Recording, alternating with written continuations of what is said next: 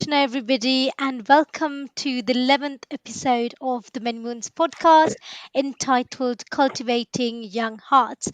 And today with us, we've got a very special guest, Mother Guru, who's got a lot of experience in the topic.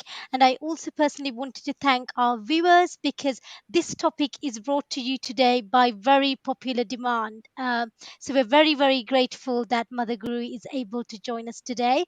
And for those of you that don't know Mother Guru, she joined the movement back in 1976 in Chicago, where she was engaged in full time Sankirtan service. And then, upon arriving in the UK in 1979, she joined the full time Sankirtan party in London and around the UK. Then, following her marriage to Kripamoedas in 1982, they developed contacts through the Namahata outreach and folk programs, and also was engaged in supervising the new Bhaktas and Bhaktins. And after having her three children, she became more involved in children's education, starting at the Bhaktivedanta Manor, where she eventually became the head of the Gurukul and served for over 20 years. She currently serves on the Temple Council and the Brahmacharini Council at the Bhaktivedanta Manor, and also acts as an ombudsman within ISKCON Resolve. So it's a very quick tour for a great, great personality who also happens to be, as many of you may or may not know, a Prabhupada disciple. So we are very, very grateful, Mother, for you for giving up your time so generously to be with us today. So, warm welcome to you. And Thank without you. any further ado, let's just get on to our conversation. Thank you. Well, I just say that I'm very honored to be on the Many Moons, especially episode 11. It's an auspicious number. Yeah, and just really humbled with you asking me. I hope I can share something that is of value to your listeners. Thank I've you, got Mother. gray hair, so I've got a few mistakes I've made along the way. So, Mata, as Dee shared with us, and as you know, those that know you will also be aware, you served as the principal of the Bhaktivedanta Gurukul at the Manor for many years, and we know that is one of the devotee schools that has been running for I think maybe several decades. So, could you share with us what was your journey for becoming involved at the school, and how did you end up having that service as the principal? Mhm. Well, when I first joined the temple, I had left university. I was actually studying a Bachelor of Science in Nursing. As many young people, and we're going to talk about children's education, you need to make choices very early on in life about what your, future career. Well, I got into nursing and I realized it kind of wasn't for me. Um, and just quickly after that, joined the temple community. I was on my way to New Vrindavan because I loved the expression Srila Prabhupada came out with: simple living and high thinking. And that's what I wanted to do, just live a simple life, in New Vrindavan. However, I stopped in Chicago and I was swept up in the ocean of the waves of the Sankirtan. I have no regrets for that at all. But what I'm trying to say is it took me many years of actually discovering my true passion, which was education with children. It took many years. I have no regrets about my Sankirtan years. They were absolutely blissful, probably some of the best times in my life. But when I had children of my own, I naturally wanted to be a part of their education and support. And it just came out. I just discovered that I absolutely, loved working with children. Their, especially young children, their innocence, their openness to Krishna consciousness, and just being a part of their educational and spiritual journey. So, what I started, I guess, when my eldest daughter was in nursery, and I went from there. I began as a teacher's assistant, as a volunteer, and then went into the administration, and then got into the classroom. And I wasn't actually properly trained, um, but then we had a school inspection, by the, the powers that be, the government, the UK government. Mm. And actually, at that time, they were very supportive, and the school inspector encouraged me to go back and get my training, and I did do that.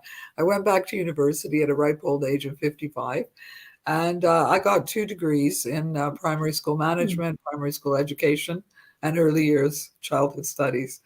So I carried on, and even now I'm kind of retired from the everyday, but I still love working with the children, and just Mm. yeah. So that's my journey. Thank you Thank you, so much Mother. for And it's a sharing. lovely journey indeed. I Sorry, was just Shradia, did thinking, you have a follow-up question? just a short comment. I do find it encouraging that I've heard from several devotees that um, they, as you did, they discovered their particular service, which they Mm. were really passionate about later. It's like they first do some general services, like, the book distribution and maybe cooking for the deities, etc. And then after some years, they discover where they can really make, I think the greatest contribution. And I do think it's very encouraging to hear that, at the age of 55, you then also went and got the professional, qualifications to support you, in doing that very valuable service. I think that's very encouraging because we Yeah. might feel that it's too late, but it kind of proved no, you can, even later in life. Well, I felt like a little bit of a, like what am I doing here? Because then I became, I'm following teaching in the classroom. Somehow we became the head teacher. So I felt like I needed to actually understand the philosophy of education, of child development, to underpin what I was doing, and also just for the school to be kind of respected, that we were. And I think that's generally the mood now. In the early days of the Gurukul, way back when, the teachers had no training, but now we're very strict in ensuring that our teachers are properly trained, properly Mm. vetted, and experienced, because we want to do the best for the children of our community. Mm. And teaching is really an art. And it really is an art. Yeah, absolutely. As Mm. you know, because you're a teacher as well. Well, you're both in education, so it's wonderful having an educational chat with you all. Mm. We're resonating on the same, wavelength. Yeah. Indeed. And you mentioned, Mother, earlier that, children, you've always taken a very special interest in children and look at their innocence and how lovely they are. And, people often underestimate the importance or the power of children.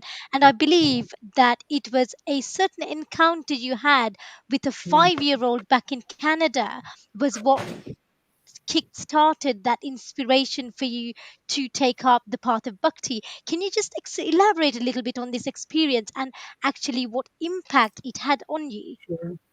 Well, I mean, Srila Prabhupada, he comments when he's talking about the pastime of Prahlad Maharaj, he comments that people are very much interested in hearing philosophy from young children. And our children from a very young age talk about very deep subject matter, and they Mm. also play and get into all their, childhood kind of activities. But, they hear lots of things talking about the soul, and and Mm, they encounter death, maybe even just from, I know people have said, just from the, when their pet dies, and then it will Mm. bring about a discussion within the family. So when I was traveling about, hopping from temple to temple, before I finally kind of surrendered that this is the life I want to lead, I visited a community of devotees. It's no longer there, but it was in British Columbia, and I stayed overnight there. And there was a little 5-year-old girl, and she started preaching to me from the Bhagavad Gita, and it was so charming. And so, I mean, I was just enchanted by it, hearing this philosophy from a young child.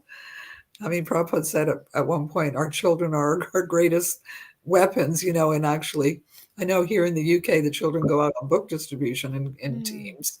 They go door to door. And yeah, and people are just charmed. They do presentations on the Srimad Bhagavatam. And yeah, so that's just kind of, I would say, that was probably the beginning of my, yeah, commitment, to Krishna consciousness. I thought, wow, if a 5-year-old child could understand all of this.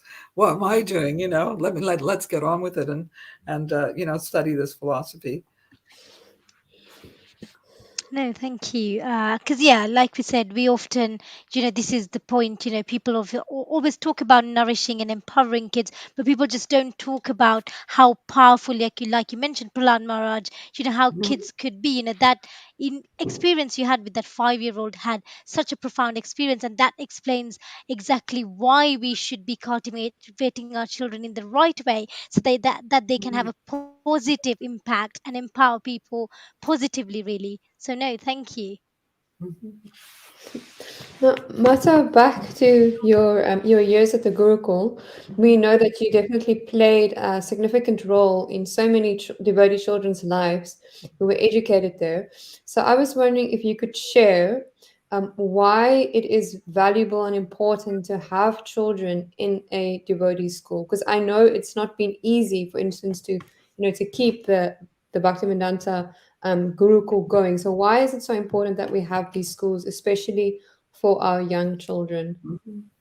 I remember I asked Mother Urmila, who's obviously an amazing educator as well, one of my kind of inspirations in education, um, about, children, and especially in primary, because we were primary education. And she was saying that when children are very young, they they have the puzzle pieces, and in a Gurukul or a Krishna conscious environment, all the pieces of their puzzle in their world all fit, and they all fit. And they don't actually have the capacity to sometimes understand about other philosophies or other, just to incorporate that into their kind of mindset because they're young and innocent.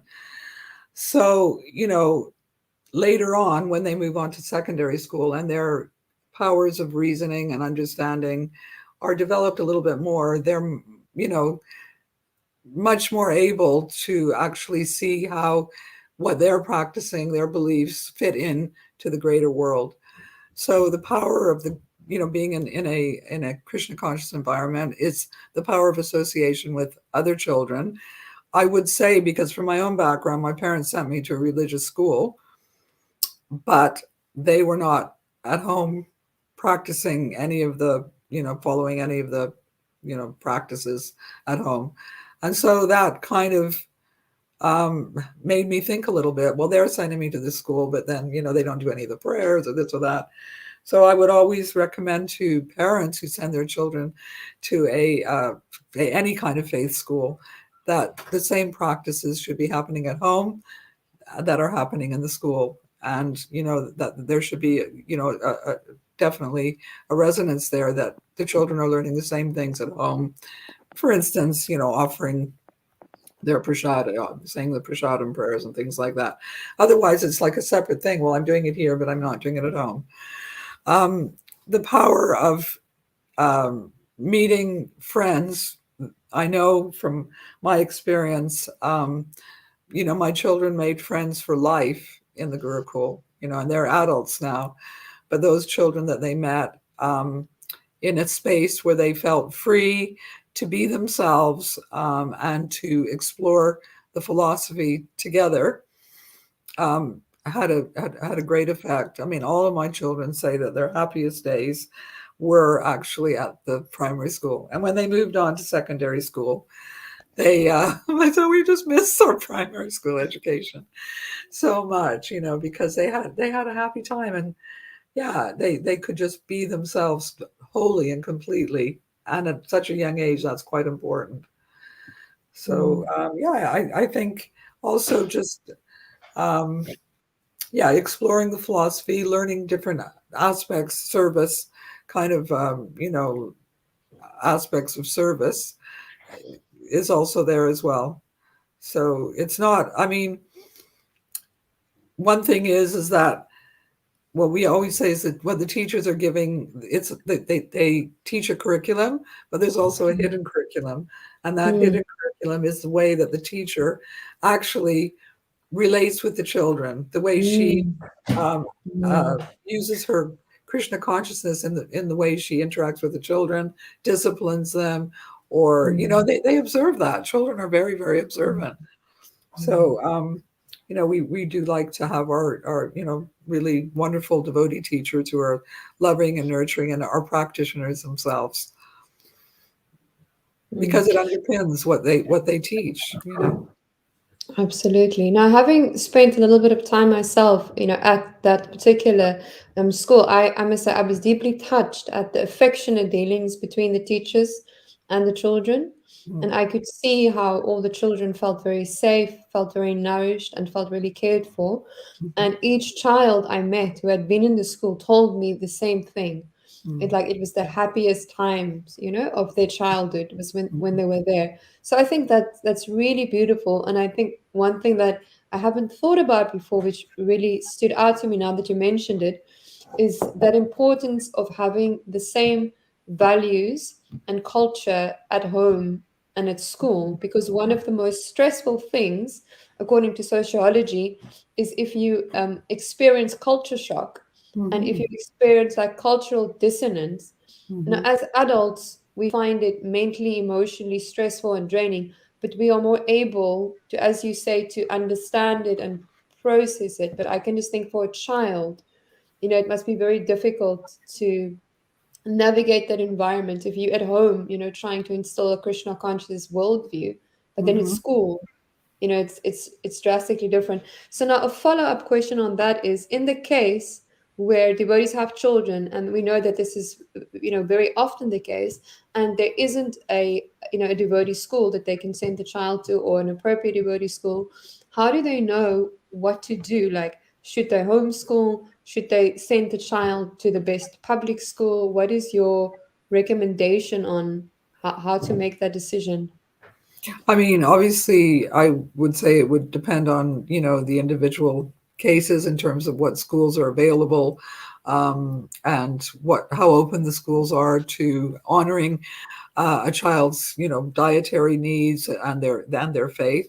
I think many schools are very open now to, I mean, children that go to the schools, they even bring a lot to the school, and the schools will ask the parents to come in and do an assembly on, Diwali or Krishna's birthday or something like that. So the children add, really a wonderful element to the school. Um, I'm very observant. So, in our community, we have children who have come to the Gurukul, we have children who are homeschooled, and we have children who have attended, just regular state school. But I've seen that a lot has to do with the parenting. I think children that go to a state school or to just a regular, school, um, if their parents create opportunities for them, attend temple programs, are practicing themselves, and are giving the children many other opportunities for association. I've seen those children grow up and get involved in group activities within the temple community and just become very, very wonderful devotees. So as much as I value the Gurukul, I also feel that, because as I mentioned before, if you're sending a child to a Gurukul, but then you're not actually practicing yourself, it can cause kind of confusion in the mind of a child. Well, if it's so good, why aren't you chanting Hare Krishna, or why aren't you? But then a child who's got a lot of support and guidance from parents, but who sends their child to a mainstream school, and the parent has a dialogue with that child throughout some of the challenges that they may face, then I've seen that those children can also do very, very well with wonderful parenting. And homeschooling, it's not an option for everybody. I know I did homeschool one of my children briefly, but I couldn't have homeschooled the other one. So, it just wouldn't have worked out. So I don't think I would have been the best teacher for her, just because our relationship was loving, but I don't think it was a teacher student role. Um, but we have many homeschooling groups here in the UK and around the world. I know in America, many people, and I think generally speaking, a lot of non-devotees are also choosing homeschool education because it's flexible. You can mold the curriculum to the interests of your child, um, and you can create so many wonderful learning opportunities for them. I mean, just going, I know schools are very, yourself, in terms of attendance, they really monitor attendance, and they really don't like parents taking their children out. Whereas when I was a head teacher, I really saw that for a child to go to India, or even to go, on pilgrimage, or to go somewhere to another country to meet their relatives, I think that was I really valued that as part of their educational Mm. journey. And, Mm. I didn't see that just sitting in the classroom was always, you know, 100% of the time was the best thing. So I think, there's pros and cons to each path. And I think every parent has just got to assess their situation and see, and choose for themselves. Mm. I think Yes, I think. association is key, that the children, even if they go to I mean, my children went to secondary school, Mm. mainstream, and all of them got on really well at school, but actually, socially, they just wanted to be with the devotees. Mm. They, they didn't get, socialize too much, with Mm. the children, from even though they were friends and got on really well in school. But it was the Mm. devotee children and the activities that the community offered, whether it be drama or dance or music, whatever it was, or kirtan, um, working in the fields at Janmashtami. They wanted to be with the devotee children, and that was really important to them and to Mm. us as well. Mm. I think two key things that stood out for me that you said is the one is that you are observant, and I think it's clear that a parent should be observant of their child to understand what is going to facilitate that child's individual growth and also education the best. And then the other thing was to, regardless of your choice, to engage your child, because you were mentioning now how the children still connect to the activities at the temple, so there is that engagement then. So I think that those are like two things. How are you gonna, observe your child and then I think, as you realize say, how to you engage. also you have to really make the needs of the child Mm. foremost. And some children, I mean, I value, classroom education in the sense of, learning the social skills there and learning how to, negotiate, collaborate, teamwork, and all these things. I think they're very, very important. So if someone is homeschooling, they have to provide other opportunities for those key skills to develop. Mm. Mm. Yeah, Um, that's a very important point to yeah. remember.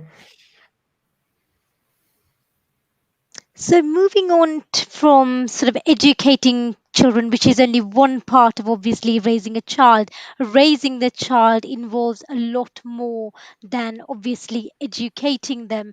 And Blood, as sweat, many of us, tears. Sorry to interrupt. I'm saying, yeah, raising a child, blood, sweat, and tears. No, it's quite a responsibility. exactly, it's no mean task. And as women, most women feel inspired and almost it's within their calling, to become a mother. But often you see people then later on struggling. And, I've read some articles where some women, in newspaper articles and things where women think, oh, having a child was a mistake, and some people regret it. So there's all sorts of these almost, I wouldn't want to call it horror stories because it's such an awful thing to say, but people genuinely say that sometimes they feel like they made the wrong decision. So on that note, what should one do to prepare oneself for starting a family, so that you don't encounter these barriers whereby a couple of years down the line you think, oh, I really aspired to become a mother, wanted to be one, but actually now I am one. I don't think this is for me. So how can one prepare oneself for starting I a think family? when I joined the temple, I was not in the space to either get married or have children. But I think, after some time, a strong desire naturally, came up. Um, I think it's good to, I tell a lot of young couples, get the things out of the way, like travel or whatever you want to do, because life definitely changes after children. So Mm. take the opportunity to do things together, husband and wife. before having children, whether it be, studying together, doing a particular project together, or traveling together, um, doing some service together, because yeah, life definitely changes and children become the focus of of your life, and that's a wonderful thing. I have really been on a journey reading through the Srimad Bhagavatam lately, and I've noticed in so many places how Srila Prabhupada mentions time and time again about Garbhadan Samskara. It's one of the life passages of samskara, of welcoming souls into the womb of the mother, into our lives. Now, in the past, of course, there were very intricate rituals around Garbhadana Samskara. But the most important thing I want to mention here is we need to prepare our consciousness.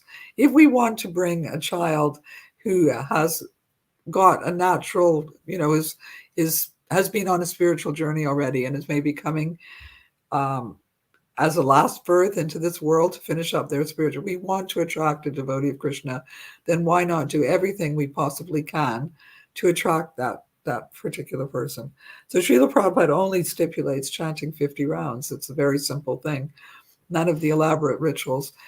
Now, if you are able to do that, that's probably, a very wonderful way of preparing your consciousness to invite a soul into your family. If you're if that's a struggle for you, then certainly prayer, um, just really being conscious of the fact that you're taking on this responsibility of nurturing a soul, uh, you know, entering the womb and through the passage of their entire life until adulthood, um, giving them the best of what you can offer, giving them love and protection, nurturing and guidance. So I'm not, here to say, you have to do this, but I'm just saying whatever you do is a plus, to be able to, be in the best place to attract. As Sharadia said, I'm a very observant person, and sometimes you can, even in a classroom. Actually, if I can just tell you briefly, um, there was a lady in India who started a school, and she said she was only going to have children there whose parents had performed Garbhadan Samskara. So it was kind of like, okay, what kind of a school is she going to have? But in the end, actually, she had 250 students, and she made that stipulation in a classroom. I don't know if either of you have witnessed this, but you get to pick up on the energy of the children, and you definitely get to feel those children who are definitely just a little bit more sattvic, or and just much more tuned in. um, and I think that's just because they're carrying on from a past life, and they've come into a family of devotees. So That's that's just. really, yeah.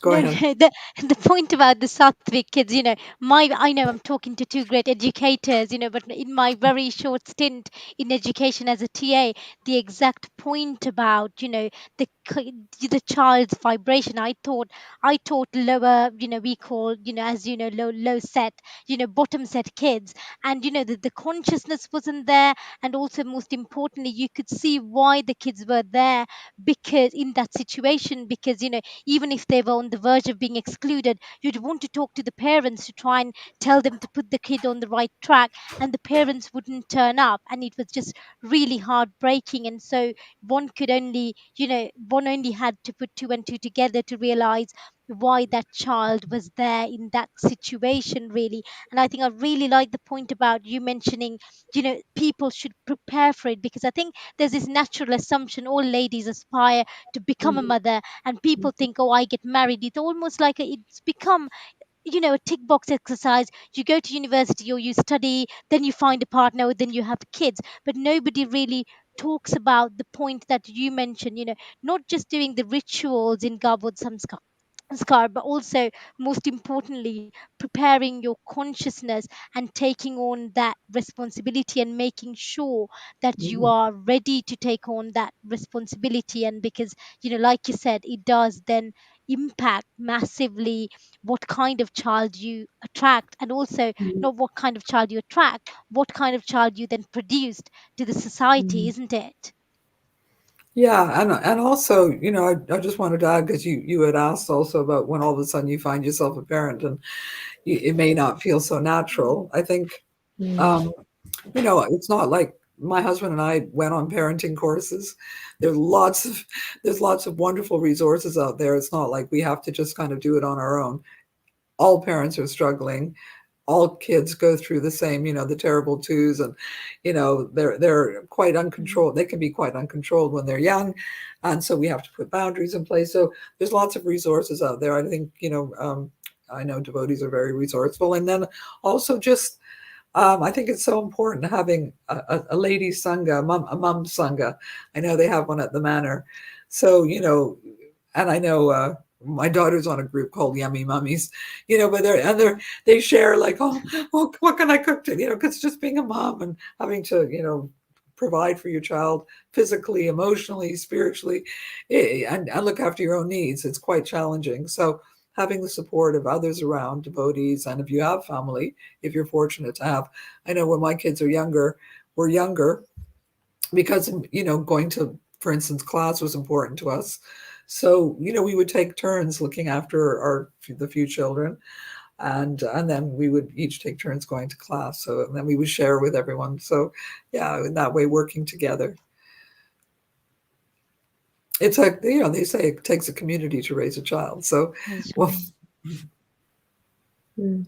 One thing that came to my mind, Masa, is that you mentioned that Prabhupada, he said only to chant 50 rounds. But I was thinking about that. It's like, just to sit down and chant 50 rounds, you already need to be in a certain state of consciousness.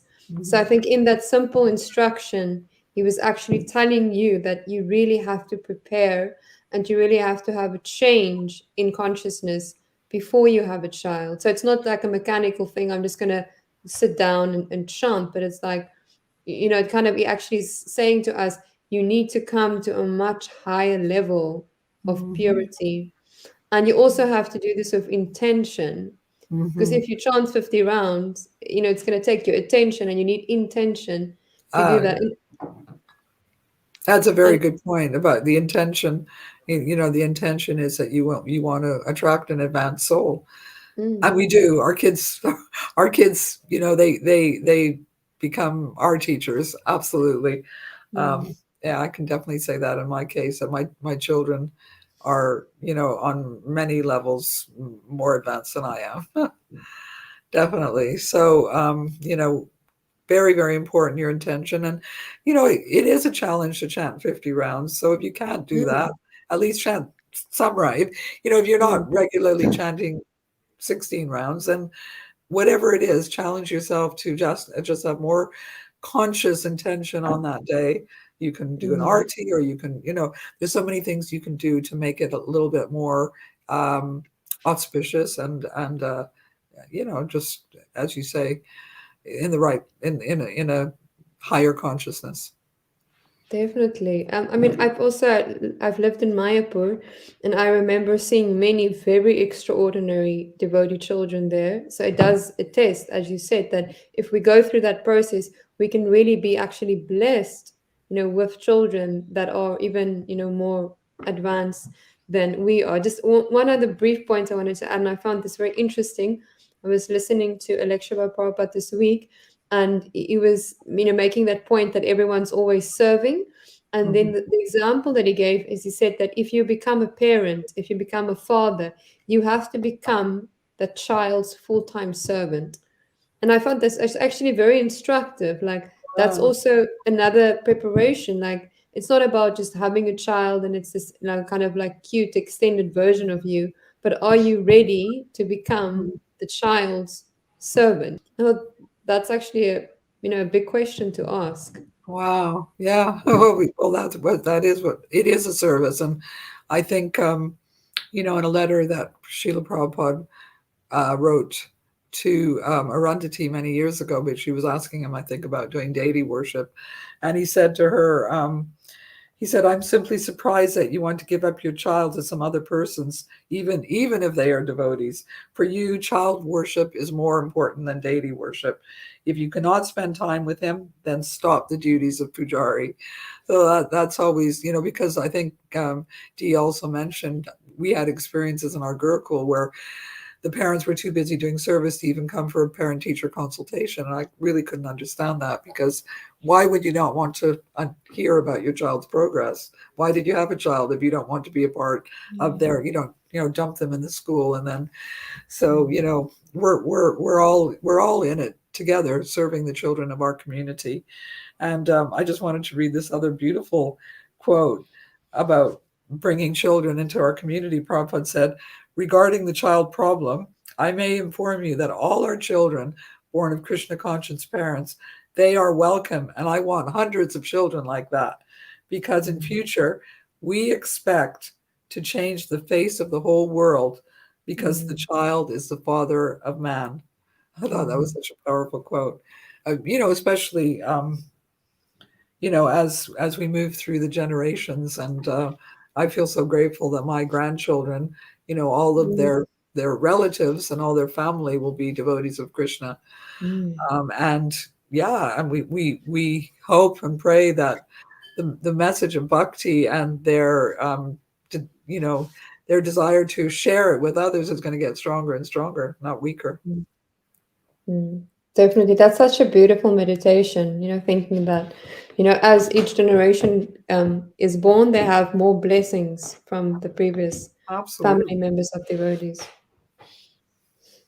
No, and we just touched upon a few instructions Prabhupada mentioned around raising children, about obviously the father wanting to serve the children, and that also there's no point, if you don't have time for your child, there's no point doing deity worship. So how important children should be in your life, in terms, if you decide to bring up a child. Were there any other specific instructions that Srila Prabhupada gave around raising children that resonated with you or resonates with you, that you wanted to share? I mean, I think those particular instructions. Oh, I think there was one instruction about helping.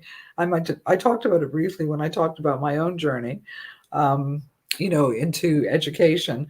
But there was one quote that Prabhupada said. I'm just trying to find it, but it was about helping children to find their their dharma or their way. Like, I know now in Mm. mainstream education, children learn everything, and they have to learn everything up to a certain point. um, and it may not be for every child, and not every child is a scientist or a mathematician or an artist. We have to, so there was one particular thing, I'll find it in a minute, a quote from Srila Prabhupada, which was so beautiful. um, but I can't find it right now. So yeah, maybe I'll find it towards the end. But it was about guiding children, in helping them find their potential.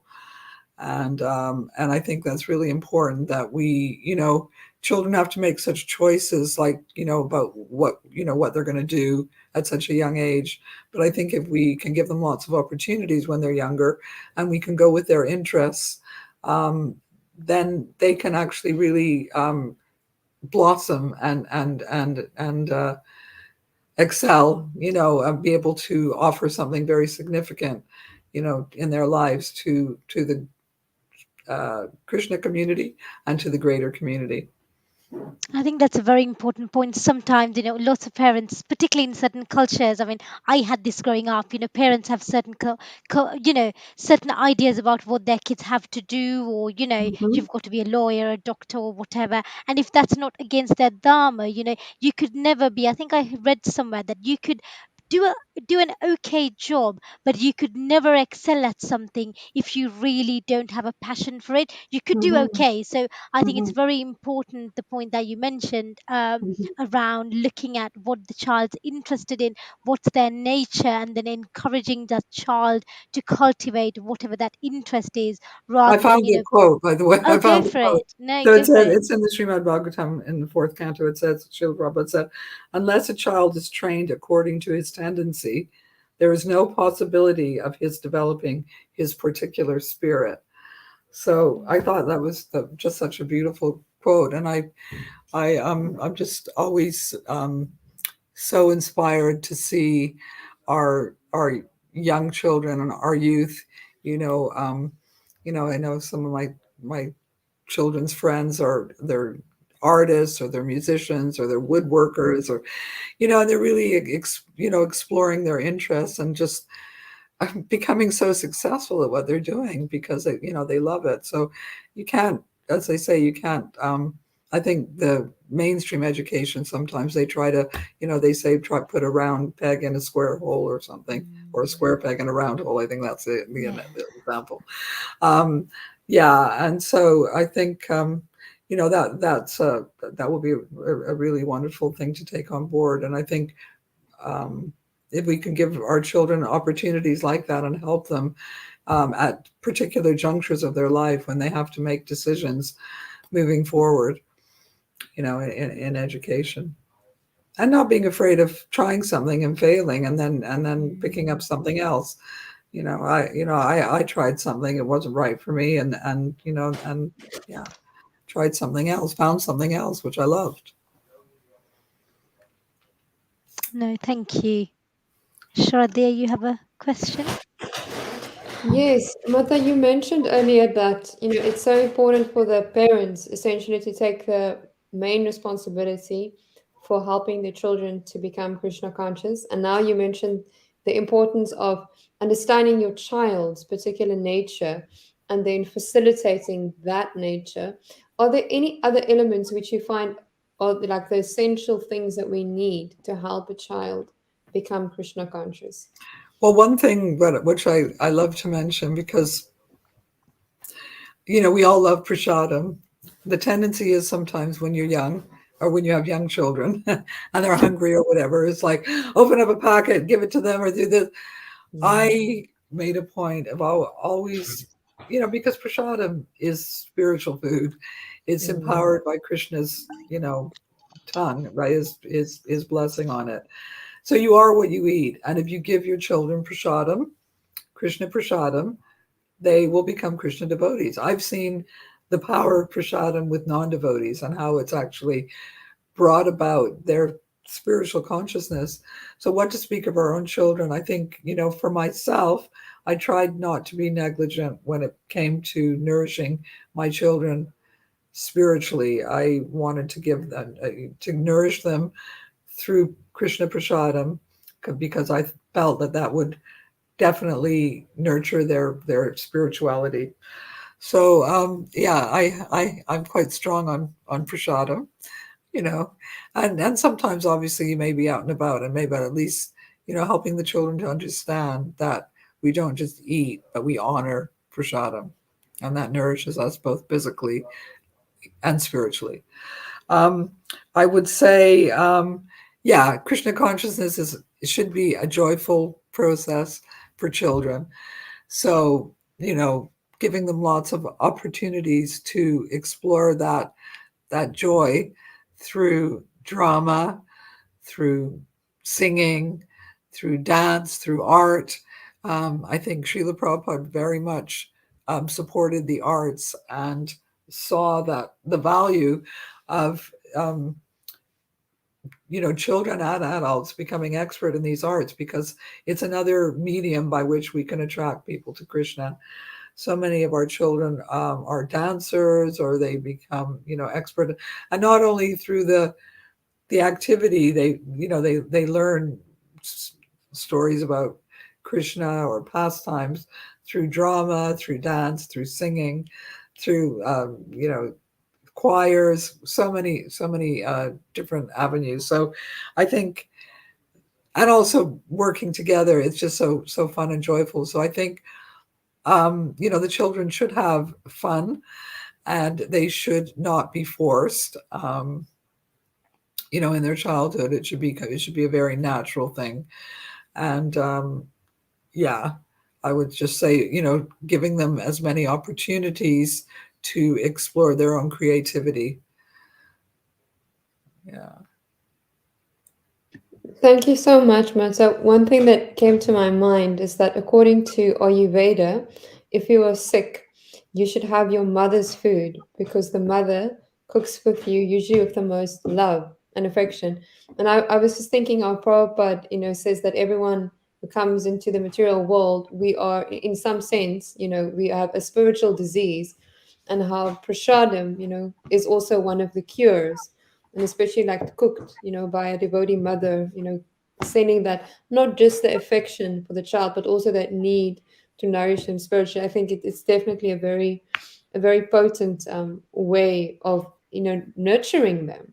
So thank you so much for sharing that. And I also like the idea of encouraging that creativity, because Mhm. as an educator, I know that ensuring that children have opportunity for creative expression is so important. And I know that research shows that children are actually very creative. Small children are exceptionally creative, but mainstream education usually makes them less and less creative. Oh, I know in England they say even from 4 years old they talk about bums on seats. Having Mm, a child just sit down, and that's not a natural thing for a 4 or 5 or even 6 or 7 year old child. So when mm, I taught and in my classrooms, I like to have fun, and I like mm, to bring the curriculum alive, through interactive activities, through, group work and things like that. And what I especially love now is connecting children with nature, with their environment. mm, And mm, I run an environmental club at the school, mm, um, and I know when my daughter Janabi was 8 or 9, we would go to these herb walks in London where we would learn about things that are growing around us and the value that they have.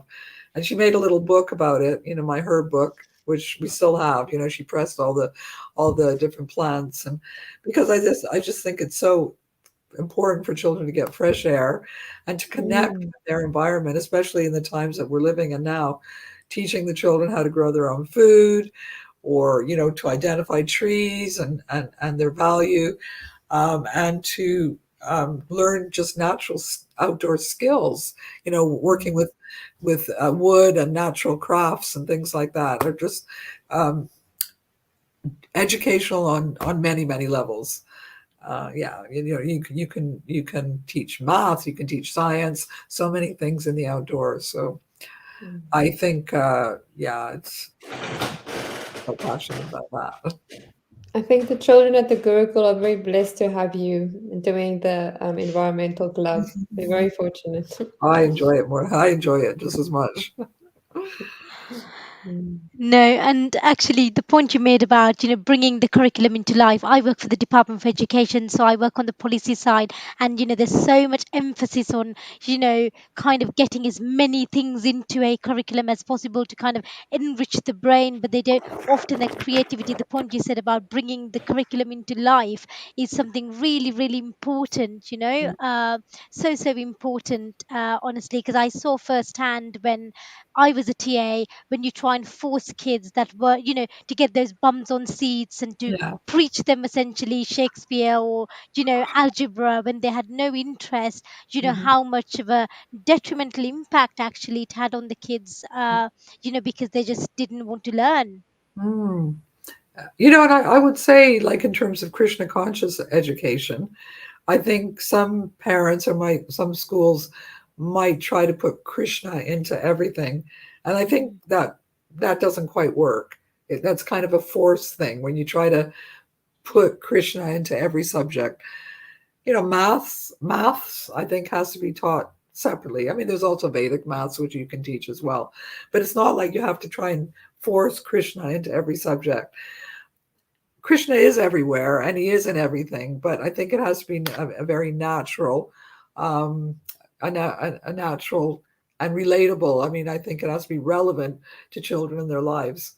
I know once I was teaching the kids about the Second World War. We were doing history, and so we built a bomb shelter and did all the learned all the historical facts, but then we naturally learned about Srila Prabhupada's peace formula. We talked about what wars are, looked at, the Battle of Kurukshetra, and so many things emerge. And when you engage with children like this, and you bring in different aspects of, you know, in a very natural way, we talk about water. We study water in science, and then you talk about rivers, and then holy rivers, and it becomes it flows. It really flows, and it becomes very relevant to the children's lives, not just Krishna consciousness is another compartment of their lives. It becomes a part of their lives and learning. I think you mentioned a very important point about not forcing Krishna consciousness. If it's a math, if it's algebra, it's got to be algebra. I think it's Exactly. just drawing that fine line. But in related to that, when raising kids in Krishna consciousness, some parents often, there's this thing that we call unintended consequences, right? So even with the best of intentions, people might exhibit certain practices as parents or devotees that could ultimately turn children off Krishna consciousness. So, have you seen any of these practices being exhibited by devotee parents that we should look to avoid, that would have unintended consequences of, actually putting kids off bhakti? Well, definitely forcing kids. I never force my children to chant Hare Krishna. Um, we would model, we ourselves would be practitioners, and we would do it with intention and meditation, and as joyfully as we could. And then we would bring them into different sangha communities or different festivals. We followed the festival program. We would go to the Glastonbury Festival, and they would, you know we would always have we would always have bring it into a fun kind of. They would do some arts and crafts activities which they loved, and then they'd attend the kirtan. So I think trying to force children in any way, and Prabhupada says that so many times, that the children should never be forced. So, we had a choice. We chose, at some point, that we were going to take up the practice of bhakti in our lives. Um, and children also have to make that journey as well on their own. Whether they're wherever they've come from, they need to make the journey themselves in the commitment, get to the point of making that commitment, if that's what they're going to do. We can give them the best of Krishna consciousness, and we can guide them and engage in dialogue, you know, help them to ask lots of questions. I think that's a skill that is great to teach them, asking questions, debating, Mm. um, and really helping them to understand what the practice is, like not just learning rote verses. When we teach a verse from the Bhagavad Gita, we discuss it with the children so they understand what it means and what it's all about. I mean, I'm not saying just chanting Sanskrit verses is also beautiful, but I think children have to understand why we're vegetarian, or why we do the things that we do. And I think we have to enter that dialogue, but then we have to allow the children the space to do their own exploration. We did take our children to lots of different other religious institutions. They would go to the church at Easter time and do activities at the church. And when it was Hanukkah, because I came from a Jewish background, we went to something local Jewish kind of carnival thing, and they learned a little bit about that. And then my husband comes from a Methodist family, so we would always attend a church service, perhaps at Christmas time. So yeah, we expose them to a lot, understanding that they're on their own spiritual journey. We're just there to guide them, and they have to, in their own time and their own with their own um, intention, make a choice for their practice, not forcing them.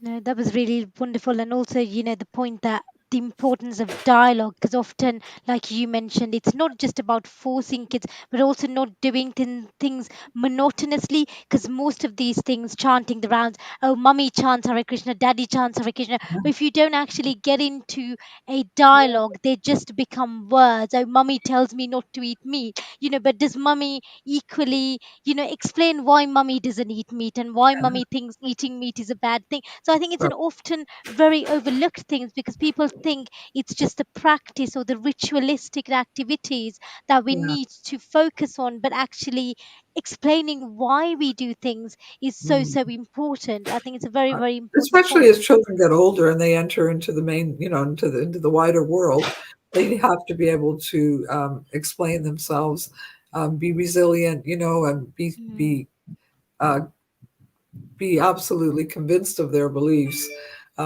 Otherwise, they can sway and go all over the place. But I think if they understand why they're doing what they're doing, then they're more, they're more likely to actually, stay on that path, because they see everything. They don't.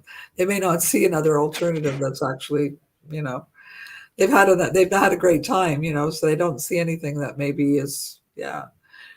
I think, maybe in the past we've had a lot of casualties, but I think, now we have a lot more stability in terms of families, parents staying together, and that has a great impact on children, having that nourishment and stability of mom and dad. Um, and then and our communities have grown to also value the children more as well, over the years. So, helping them feel more valued as people, and us providing more art alternatives, opportunities or alternatives, like for instance on a festival day, providing something that's geared just for them, you know, just a program for them that's at their level. So I know, there's a lot of things going on at the moment. I can pick up things, Bhakti Kids Sangha, and there's so many initiatives that are going on at the moment. I'm just always so inspired. We have one devotee here, Vrinda Kishori, and she does puppet shows, Mm, storytelling. That's really beautiful and dynamic. And mm, yeah. mm. Thank you so much for sharing, Mata. I think obviously you've got lots of experience which we can benefit from hearing from. And one thing which you mentioned, which I appreciated, which I think not everyone necessarily has the courage for, is that you purposefully exposed your children to, broader things than just the Krishna conscious community, like taking them to other religious functions, etc. And I found that very encouraging and also, broad-minded. And I think the value of doing that is that you then also show your children that you're not afraid, you are grounded in your faith, but you're not afraid to, appreciate others, and you're not afraid to let them make their own decision, which I think is actually a very reassuring message to give to a child. However, in the current society that we have, especially because of the wide, spread use of technology and social media, I feel there's definitely certain things I would not want my child to be exposed to, Mhm. especially when it comes to terms of, the values that are communicated, or the lifestyle. So how do we protect our children from these values of mainstream society, which might be very much against the values we are trying to instill in them? Mhm. Well, I would say, especially when they're young, to, because screens and phones, and I can't believe children, that as young as, 5 and 6 years old are having mobile phones, and then they have access to all kinds of things, on that. I can't believe parents are opening the door to all of that. I think one of the mistakes I made is that, we resisted even having a television for many, many years. And then at one point, somebody offered us a free television, and we said, oh, okay, we can watch all our Krishna conscious videos. But, from there, it kind of, from a a good intention that you're going to watch some then kids start watching other things, and I mean, it was all quite innocent. But I saw that even children's television in Britain, after a certain point, I think it was after 4:30 in the afternoon, it was kind of boys and girls stuff, and these are little kids watching, and it was I remember that there was a program, and I just really didn't think it was appropriate for the kids. They were under 12, and they're this whole kind of culture of boyfriend girlfriend and all that kind of thing. Mm. So I mean, yeah, I was very careful, and I think we do have to be very, we have to limit the screen time because it does something to the brain of kids, small children as well. um, and there's so many, I mean, in America, it's all ads, whether they're on social media or it's like advertising all the time. And, you know, at, at a certain point in the year, all their advertising, like around Christmas, is alcohol. It's all the vices, well, they don't advertise cigarette smoking so much, but it's gambling, alcohol, all these things. So I think we have to be protective and give them. I'll tell you one thing, and I want to give a big shout out here to Manaram and Jai Shri Radhe, because they've started these bus tours, these youth bus tours. And if the children have positive engagement and positive opportunities, they won't need all those other things, whatever distractions they may be, kind of being coerced by social media or whatever. Jai Shri Radhe and Manoram Prabhu, they live in Alachua, and they've started these bus tours around America for youth. All of my children have been on the bus tours, and they have been such positive experiences for the children in character building, in a sangha or association with like-minded devotee friends, meeting people from around the world, and learning key skills. They would do practical things, they would do fun things, they would visit festivals, and they would do dramas. So I think those kind of experiences protected my children, because that's where they would, they would spend their, I think one of my daughters went three or four times on the bus tour, and then my son went on the European bus tour, and he met his wife, his future wife, on the. Not that that's why you go, but what I'm saying is, it provides a healthy and safe, unsupervised interaction of young people, because you need to give them a little bit of leeway, give them loosen the leash a little bit, and give them opportunities to interact with one another in a safe and protected way. So yeah, I would say limiting screen time, being careful about when to give a phone, a computer, access to the internet. Um, I think choosing or helping them to choose appropriate things to read, and I do think they should read a wide variety of. I think I love books, and my kids all love books.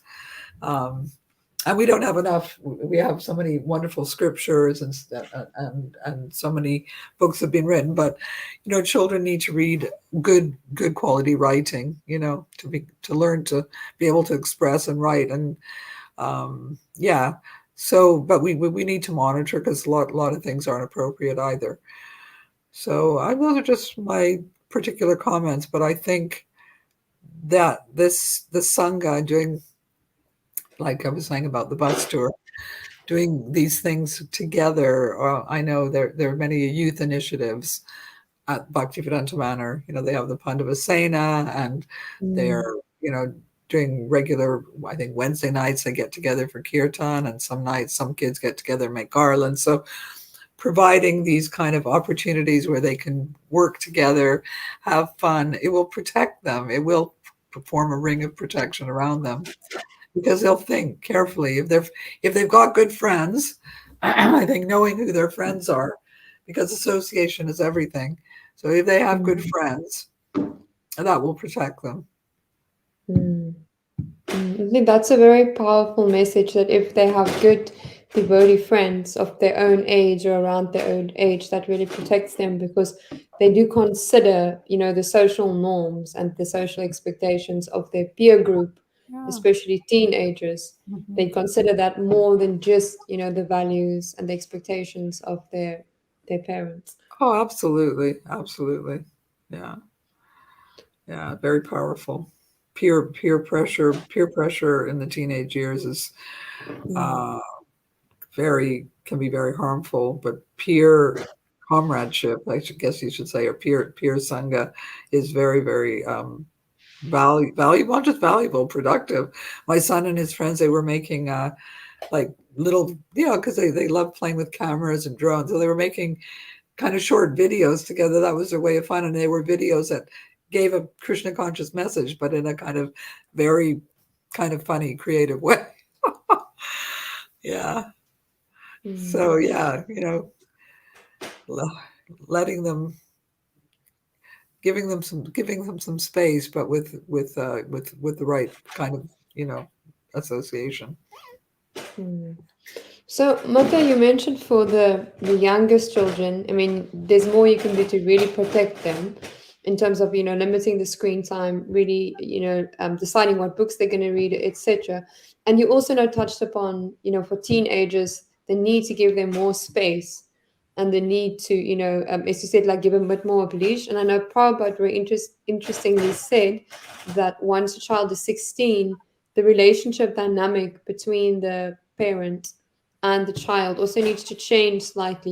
You need to start treating the child more like a friend and less just like the parents. So I'm assuming like listening, control. But what is your advice to do for when a teenager does start rebelling, like rebelling against maybe the Krishna conscious values or just rebelling against you as a parent? I mean, I think, it's you always need to, they need to know that you're there, that you're there to support them. I've had the experience, I know a lot of teenagers, they don't like when you ask them lots of questions. My kids don't like when I ask too many questions, being no, where were you and who were you with and this and that and all that kind of thing. I think being loving and developing a relationship of trusting them, that I mean, for a lot of young people, I mean, spirituality isn't a priority in their life when they're studying, or they may have other priorities, so their education, or uh, they may have a passion that they're exploring, and it may not be that the Krishna element is the most important thing in their life. It may not be. I mean, it just depending on their what happened to them. They may have had some traumas as a child, or and sometimes it all gets mushed together, so whatever traumas there were get mixed up with the Krishna consciousness, so it all gets thrown out at some point. I think we need to trust that, with love and trust and nurturing, children or young people will come to it when it's the right time. I mean, I've seen a lot of kids kind of get a bit wild, in certain years of their lives. And then, like 5 years down the road, they're, kind of have a responsible job and they got married and they're coming to the temple program. I'm like, whoa, these kids were being kind of branded as troublemakers and, like a few years back. So I think, we have to trust that they they may rebel for a little bit, but if we give them nothing but love and support and don't judge them. And it's not easy being a parent because as I think Dee said before, you have certain aspirations that your children will do this, or take this path, or choose that career, or you want them to be the way you want them to be, but they're all very individual and they will go their way, and they'll come to it when the time is right. You know, definitely. When I've seen when a young man or woman, when they get married and have children, they become much more serious about their spiritual life because they want their children to have something. an experience. But, they may have gone through a period where it wasn't really important to them. So, yeah, I think, just as you say, just trusting them and being loving and supportive and, yeah, knowing that there's a place for them. There is a place for them in our community and that we're not judging them. I know some parents have had to deal with lots of things like the kids changing gender or, Mm, so many mental health issues, so many different things. But we just hope and pray that they know that we're there for them and we mm, want the best for them, whatever they choose. mm.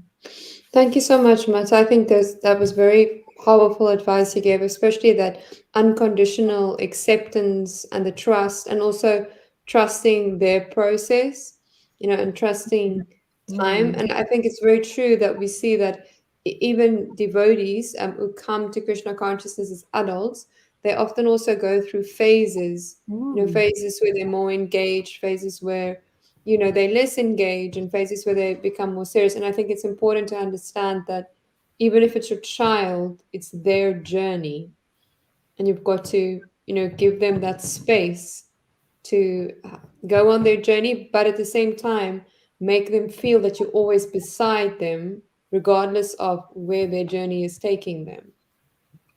Absolutely. I mean, we go through all kinds of phases in our life, and we have to allow them to. It's not easy growing up. It's not. It isn't always easy growing up. You're a child. You're a baby. You're a child, and before you know it, you're an adult with all the responsibilities. So Mm, I think we have to expect that. Um, it's going to be sometimes a bumpy ride for some young people in them trying to discover themselves and their mm, place where they fit in the world mm, and try to make sense of it all. It's a crazy world right now. We're living mm, in so many things going on. So yeah, mm, but hopefully they will turn to their inner, to their inner soul at some point. And I think you know, being conscious of really providing that stability and that joy, mm, all those things that I stress in their youth, mm, then they're going to have happy memories of their childhood, and they're going to mm, definitely take some aspect of that mm. onward into their adult life. Absolutely. One thing that comes to my mind is I once asked one of my senior god sisters, what advice does she have for raising children? Because I think she had 5 sons, and they all, as adults, they were all practicing Krishna consciousness quite seriously. And then she told me she once asked Indrajumna Maharaj, what is his advice? Because they were becoming teenagers and becoming a little bit more independent. And Mhm. then he said that you do whatever you need to do to keep them attached to you, but you attach yourself to Krishna. Oh, I yeah, found that that's was very powerful. And then she shared with me that she really tried to follow the instruction, and one child joined a band, and it was a bit of a wild band, but she used to go to clubs to hear him play, and she made sure that she was part of his life and part of his experience. And in the yeah. end, he returned to practicing Krishna consciousness. So I thought that was really beautiful, like make the children attached to you, but you always remain attached to Krishna. Absolutely. That's really, really wonderful. And that's what I was saying about just modeling, your own practice and the peace and joy and so that's about our own sadhana and that we can actually, be strong and find joy in our service and whatever we're doing. That actually really rubs off on a child. So yeah, I think that's beautiful what you shared. I think I may even, well, maybe I know who you're talking about, but maybe not. I have an idea. I think, yeah, one thing I forgot to say was I think when children go on to, if possible, when they go on into higher education, if I know it means a lot. Like when my son went to a school, that there were other devotee children there, because it is a challenging environment for a lot of children, as you say, because a lot of the values, it's a different paradigm. What they're aspiring for, and what we may be aspiring for. So strength in numbers, like Prabhupada gave the example of a bundle of sticks. So children can go on to higher education in kind of groups. Then I think that can also protect them. But I would also say that um, I don't know if you were going to ask this, but I think things have improved. But in general, I think our communities really have to we really have to invest in our children, um, and, see them as the future, as the next generation, as a succession. And I see much more happening now than years before. There are lots more. Of course, here in England, we have the Avanti schools, which are making some start in providing facilities for devotees, and they have some youth programs that they provide. But I think generally our temple communities around the world, we have to really honor our children, give them lots of facility, and to learn, play, grow. Yeah, and we have to invest in them. There's not enough. I feel there needs to be a lot more, focus given. You know, Hmm. But in response to that, I think you've rightly said, and you've given examples, for instance, of the bus tour in the States, which I know devotees really relish going on. And we're also aware of, I think Bhaktivedanta Manor is very exemplary in this regard. They've got various programs for the youth. So I think there's been a shift, and children, at least in some communities, and teenagers are being prioritized. However, I am aware that very sadly, many of the first generation of devotee children, they did leave Krishna consciousness, and they became quite alienated, and they're not practicing in any capacity any longer. So what do you think maybe are key mistakes that were made with that generation that we should definitely be conscious of, not repeating, because we might have learned in that community but then repeat the same mistake in another community? I think the mistakes are very well documented. Um, there was abuse, which as we all know, in the early days there were um, teachers who were not trained, and so they didn't know how to educate the children, even though Prabhupada said, don't ever use the sick. He said it so many times. Um, so that had a deep impact on some of those first generation kids and some of those early schools. There were also a lot of divorce, or separation amongst families, which really didn't help. And yeah, and children weren't valued to the extent that we are today. They were more seen as an interference, or that, yeah. So I think I did I did do a when I was doing my degree, I did a focus group of a lot of those first generation kids. So I was trying to understand whether we were fulfilling our purposes, Bhaktivedanta Manor School. So yeah, I did some focus groups with some of those kids. It was interesting. Some of the things they said that they weren't trained to have any ambition. They were just like, oh, the karmis and the material world is, and it didn't, so kind of negate that world and just be very Krishna conscious. So they weren't really, they kind of resented that they weren't educated to the extent that they could actually be enlivened about learning a skill and offering it to the devotee community and the greater community. Another thing they said is that they didn't feel that they had enough sports. They wanted Interesting. they wanted to be able to learn, like competitive sports. They felt like the Mm, Gurukul didn't offer that to them. mm, So, a lot of things came out at that time. I can't remember everything now, but those are the things that stood out to me. And I did see with some of those first generation that they didn't go for higher education. I think more and more now we're encouraging children mm, to complete their education and and develop skills of life, which they can then contribute, be be able to contribute to the greater community as well.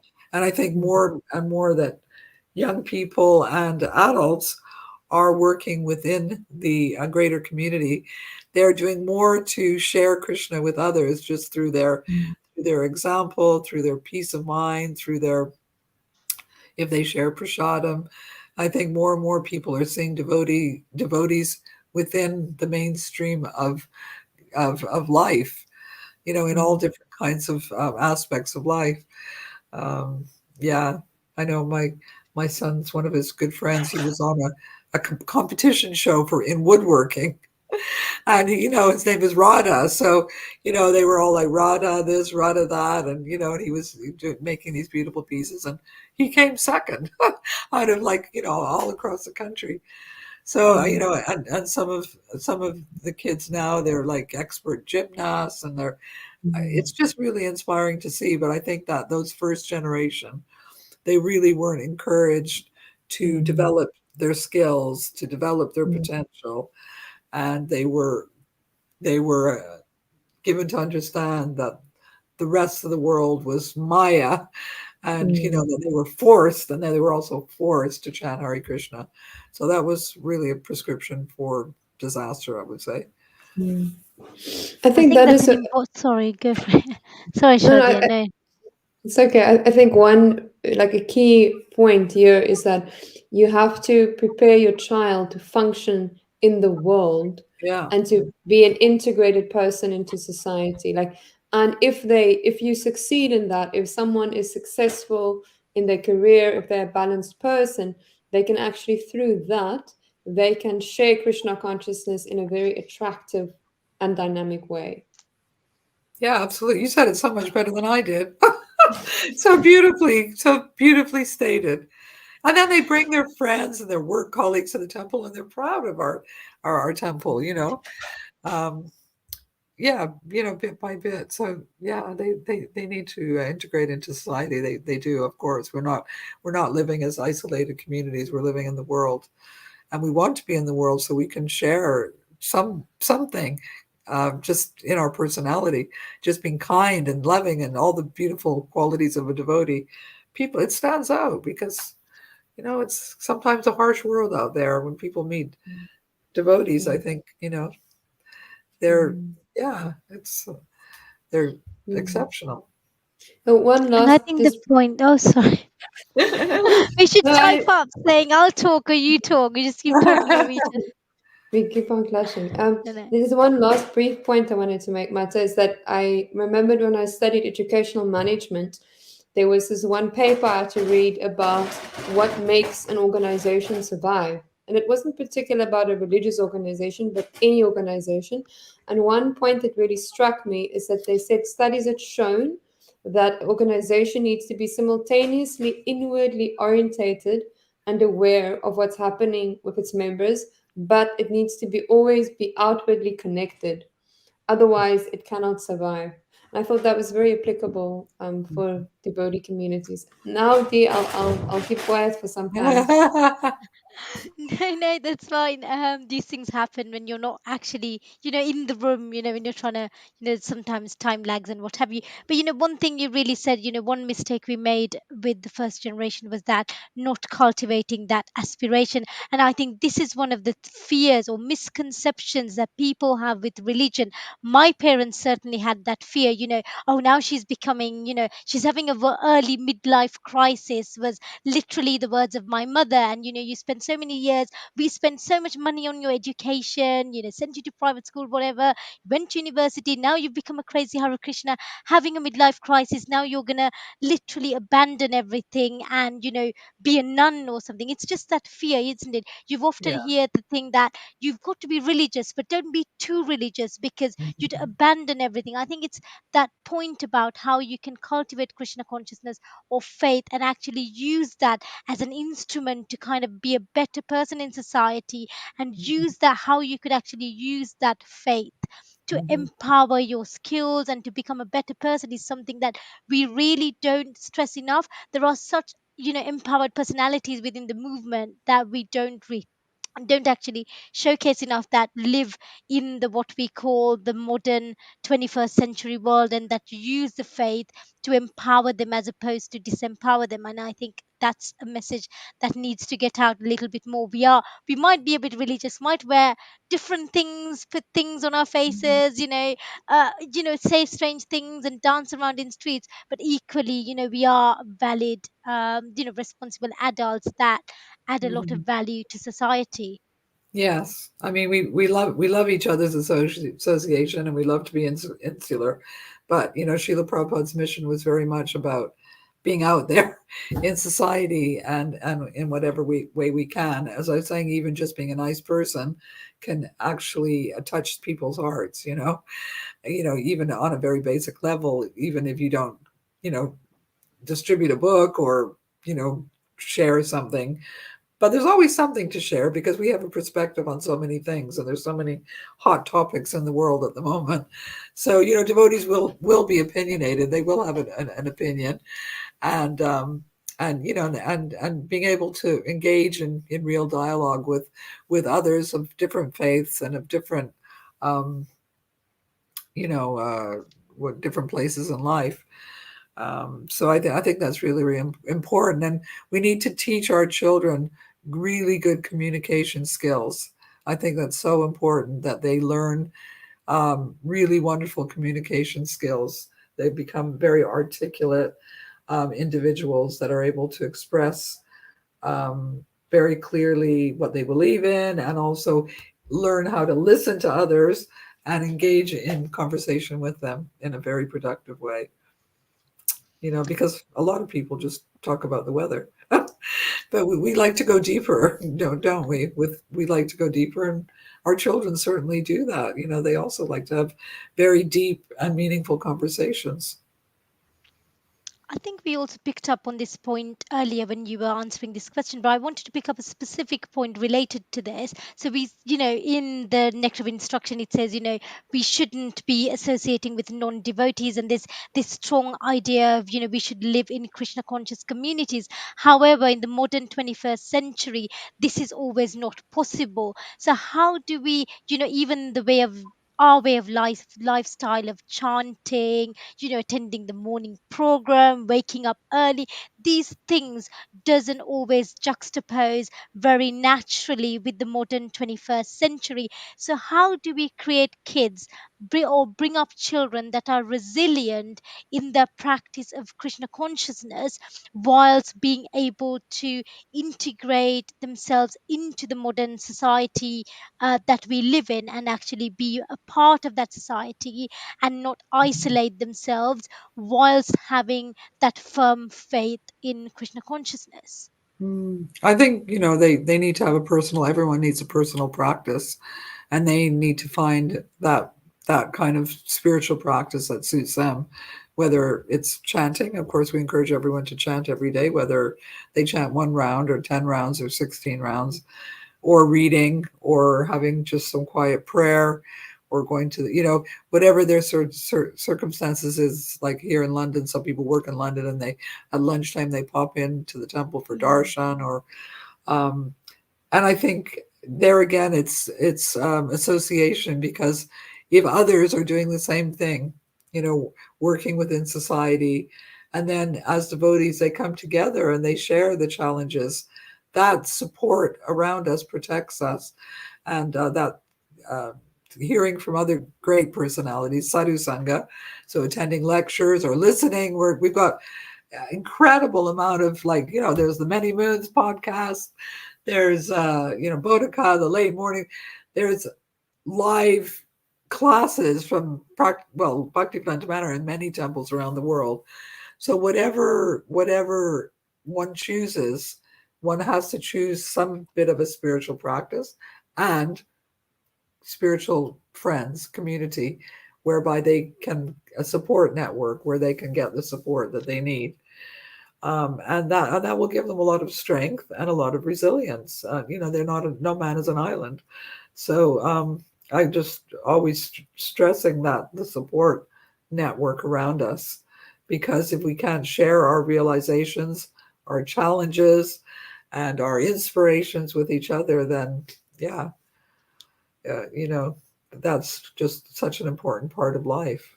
Be able to reflect on the experiences that we're having within the world and the workplace. It, it's challenging. Yeah, no, it's a very important point about, the importance of association and that support. And I see, particularly, the week I spent at the manor, how supportive and nourishing the community was. And, I was really surprised about, the positive reaction we got for the podcast. And it's just that sort of, and I was able to talk to some of the ladies about, I'm just doing X, Y, Z. And, and you find out even with very different people, you have so many things in common that you don't realize, that you will Mhm. only realize if you Yeah. get that association. I think it's very important, the point you said, that support Well, network. that's just like you just did. You're a professional woman working full time, and you took a week probably out of your holiday time to come and stay in the ashram for 1 week and have an immersion experience. So I really commend that, because that gives you kind of strength and belief. It strengthens your belief and your values and gives you the resilience to then go back out into your profession and give it your all. Hopefully. Yeah, and I think through service as well. I know many young people. Well, I say young, but they're probably in their 30s or 40s now. But they work in the professional world, and then they come and do service. They may not come and do service; they may do it online, or yeah, they choose something that they a way in which they want to serve, and they offer that, and that also, helps to give them protection, blessings. We all need blessings and resilience. We all need blessings. So, prayer and seeking the blessings of our teachers and Krishna. It's Lord Chaitanya is also important, and the devotees. No, no, thank you, Sharade. You had a comment to make, and then we do have a question from one of the viewers. So, Sharade, go ahead, please.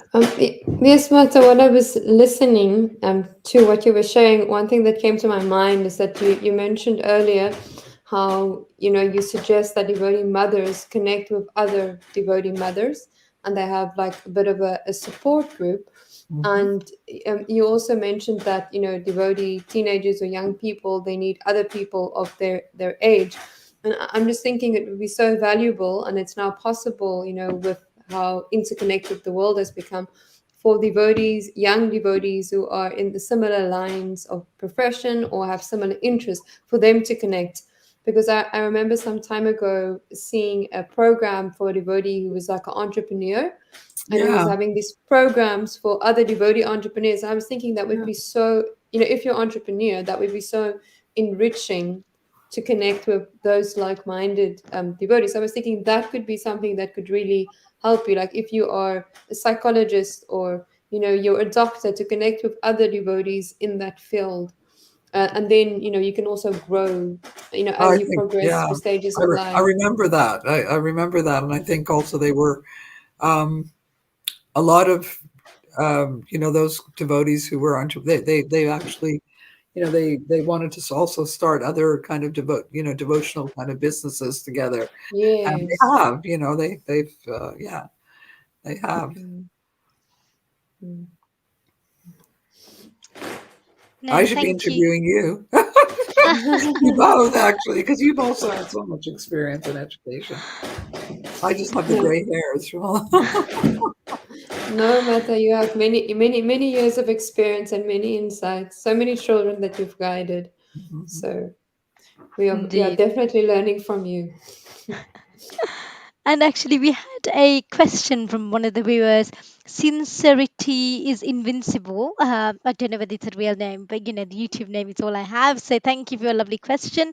And the question is, what advice could you give to a small temple community that wishes to start a children's program?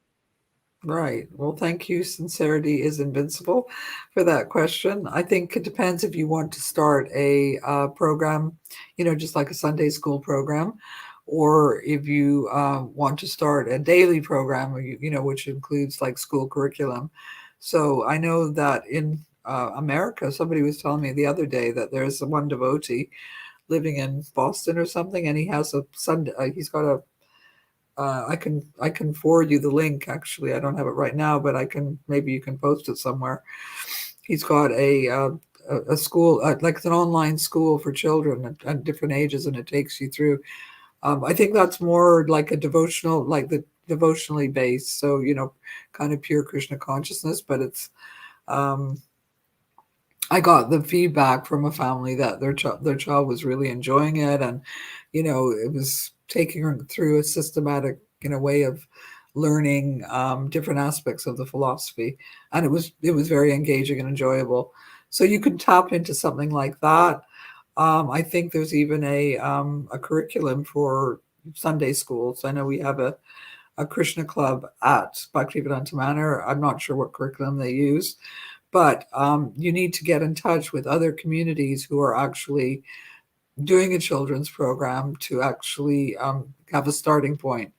Then, after you can, depending on how many children and which children, you can use that as a starting point, as a framework, and then make it your own, depending on what you want to offer. So, small is beautiful.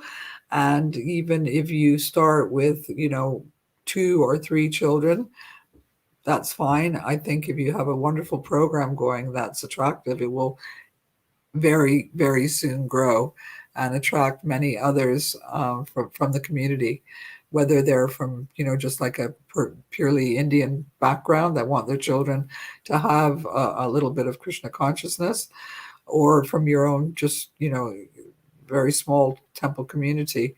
But I think if you have a effective program where children are learning and having fun, and you're being creative with it as well, then it will very, very surely grow.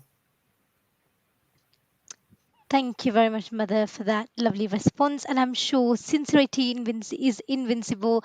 You got some hints and tips from there from Mother Guru. If you do want to reach out get more sort of Yeah, I follow up have I have response or some anything, contacts. I have some happy to. contacts of, yeah, of the different programs that I can, refer her to, both the Bhaktivedanta Manor and this other one that I'm referring to my own daughter for her children, that they follow this particular devotees program. But yeah, So I'm yeah. sure we can do facilitate that through our Sadhisanga group and get that information across to you. Conscious of the time, and I know Mother Guru, you're very, very busy lady. So thank you ever so much for joining us today, and also thank you everybody for joining us, and also for all your lovely feedback and comments. And if you think there are any other topics that you would find helpful for us to discuss, please do keep those thoughts and comments and ideas coming, because we do want to serve you in a way that is helpful to all of you. But thank you ever so much, Mother Guru, for all Well, your thank you to both of you for lovely advice. creating this platform to discuss all sorts of, wonderful topics. So thank you to both of you for sticking with it, and being very regular in your offering of service to the community at large, the bigger community of ISKCON. Thank you so, so much. Hare Krishna. Thank you so much. Hope everybody has a lovely rest of the evening, and we look forward to welcoming all of you at our next episode, which is episode 11, in a couple of weeks' time. So thank you ever so much. Have a lovely rest of the day. Hare Krishna. Hare Krishna, Hare Krishna.